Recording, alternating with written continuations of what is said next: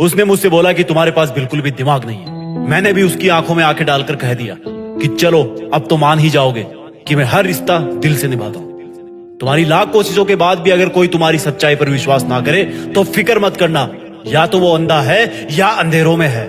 अगर कोई इंसान तुम्हें नीचा दिखाने की कोशिश करता है तो फिक्र मत करना, क्योंकि एक मच्छर तुम्हें डंक मार सकता है लेकिन तुम उस पर डंक नहीं मार सकते। यानी कि सब में कोई ना कोई खास बात होती है, क्योंकि कई बार बड़ी हैसियत वाले लोग वो काम नहीं कर पाते जो छोटी हैसियत वाले कर लेते हैं। इसलिए अपने आप को कभी छोटा मत समझना।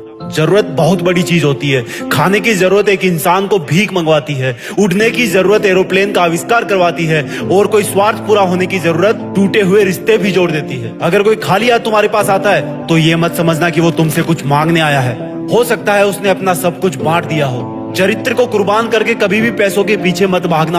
अमीर होके घर के बाहर कुत्तों से सावधान रखने से अच्छा है गरीब होके घर के बाहर अतिथि देवो भव लिखना। लोग तुम्हारे पक्ष में तब तक ही रहते हैं जब तक समय तुम्हारे पक्ष में होता है। कब वक्त बदल जाए और लोगों का साथ छूट जाए, इसलिए अपने आप को इतना मजबूत बनाओ कि कोई रहे या ना रहे, तुम्हारे आगे बढ़ने पर कोई असर नहीं हो। कभी अपने स्टेटस पर घमंड मत करना, क्योंकि जब किस्मत लात मारती है तो अच्छे अच्छे फकीर बन जाते हैं और फकीर बादशाह।